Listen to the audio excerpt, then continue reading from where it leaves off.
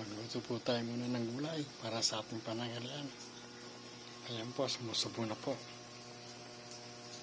Oh, sarap po niyan para po sa pananghalian.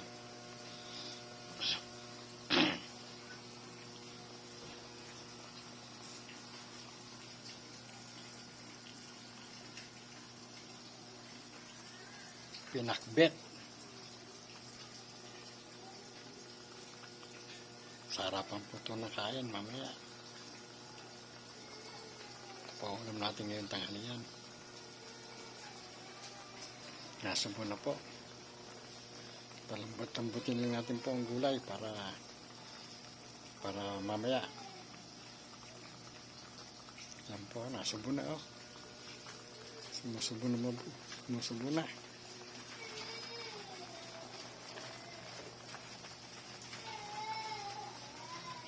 Sarap yan habang umuulan. Mainit na sabaw.